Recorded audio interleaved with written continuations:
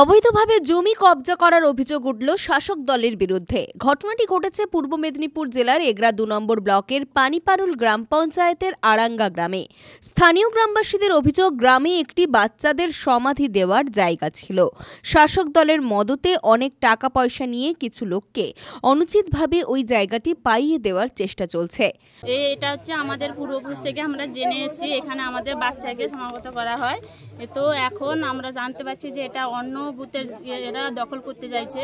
তো আমরা চাইছি যে আমাদের এরিয়ায় বাচ্চা মারা গেলে যেখানে আমরা নিয়ে আসি, তো আমরা চাই পরবর্তীতে আমরা কারো কোনো কিছু অসুবিধা হলে এইখানে আমরা যাতে নিয়ে আসতে পারি।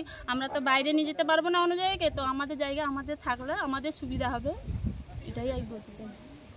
কি হয়েছে, আমার বাচ্চাকাল থেকে দেখি এইখানে ওটা পতিত থাকে, দাহ করা হয়, বাচ্চাদের শিশু সব দাহ হতো। আচ্ছা, এখানে আবার ওইখানকার লোক এসে যাচ্ছে, কিন্তু আমাদের দিতে চাইছি। কে দিতে চাইছে না? আমরা দিতে চাইছি না, আমাদের থাকবে। কারা নিচ্ছে, অধিগ্রহণ করছে জায়গা? বাইরের লোক, আমাদের তো সেখানে যাই না। আমাদের এখানে গরু বাঁধা হয়, বাচ্চারা করলে সব কিছু হয়।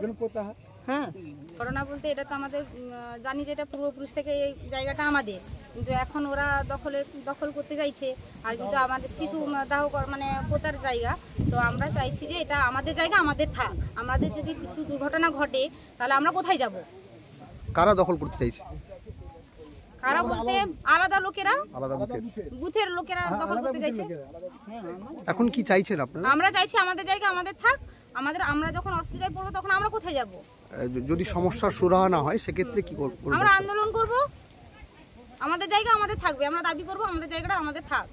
ফলে গ্রামের প্রত্যেকটি মানুষই ওই জায়গা রক্ষা করার চেষ্টা করছেন। ঘটনা যে স্পটের উপর আমরা দাঁড়িয়ে আছি, ওই ল্যান্ডটার দাগ নাম্বার হচ্ছে 1092।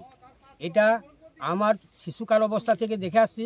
উন্মুক্ত আকাশের নিচে ডাঙ্গা পতিত শ্রেণী বিভাগে পড়ে আছে, কিন্তু মৃত শিশু এখানে সাহিত্য করা হতো। এই গ্রামের বিভিন্ন সম্প্রদায়ের লোক বসবাস করে, বিভিন্ন সম্প্রদায়ের মৃত শিশুকে বিভিন্ন স্থানে স্থানান্তরিত করে তাকে সাহিত্য করা হতো। এই জায়গাটা যাতে কবজা কোনো দুষ্কৃতী লোকের আন্ডারে না হয়, তার জন্য আমরা দ্বারস্থ হয়েছি, জেলার অফিসে প্রশাসনের মাধ্যমে দ্বারস্থ হয়েছি। অবৈধভাবে কোনো দুষ্ট লোক তারা পাট্টা রেকর্ড করে, এই সংগ্রাম চলছে এবং আমৃত্যু পর্যন্ত সংগ্রাম চালিয়ে নিয়ে যাব।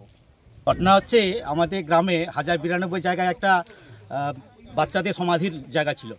তো শাসক দলের মদতে পয়সা নিয়ে কিছু লোককে অনুচিতভাবে ওই জায়গাটা পাইয়ে দেওয়ার চেষ্টা করছে। তো আমরা আজকে গ্রামের সমস্ত লোক উপস্থিত হয়ে ওইটাকে রোখার চেষ্টা করছি, যাতে প্রশাসন এটা ভালো করে খতিয়ে দেখে এবং এটা যে অবৈধভাবে কবজা করে নিচ্ছেন তাদের থেকে যেন এই জায়গাটাকে মুক্ত করে দেয় আমাদের গ্রামবাসীদের জন্য। আমরা পুরো গ্রামবাসী, আমরা আমাদের বাপ ঠাকুরদার আমল থেকে এখানে বাচ্চাদের মরদেহ সমাধি দেওয়া হয়। তাই আমরা আজকে সবাই জড়ো হয়েছি, গ্রামে প্রত্যেকটা মানুষ জড়ো হয়েছি, যাতে করে অবৈধভাবে এই জায়গাটা কবজা না হয় সেটা প্রশাসনকে দেখার জন্য আমরা অনুরোধ করছি। এটা কোন জায়গা? এটা হচ্ছে আড়াঙ্গা 295 নম্বর বুথ, তাই না? 255 নম্বর বুথে। মোট কত জায়গা হচ্ছে 32 ডিসমিল জায়গা। কতদিন ধরে এই ঘটনা ঘটছে? এই ঘটনাটা ঘটছে গত 6 মাস ধরে। 1 বছর হয়ে গেল ঘটনাটা ঘটছে। বর্তমান আপনাদের দাবিটা কি? দাবি হচ্ছে আমাদের যে জায়গাটা, যে গ্রামের বাচ্চাদের জন্য যে মরদেহ সমাধি দেওয়া হয়তো, সে সমাধির জন্য থাকে সেই জায়গাটা, যাতে অবৈধভাবে কেউ কবজা না করতে পারে, প্রশাসনকে সেটা দেখার জন্য আমরা বারবার অনুরোধ করছি। আমরা প্রশাসনের দ্বারস্থ হয়েছি, যাতে প্রশাসন ওটা ভালো করে খতিয়ে দেখেন এবং এই জায়গাটা যাতে অবৈধভাবে কবজা না হয় সেটা ভালো করে সুব্যবস্থা করেন।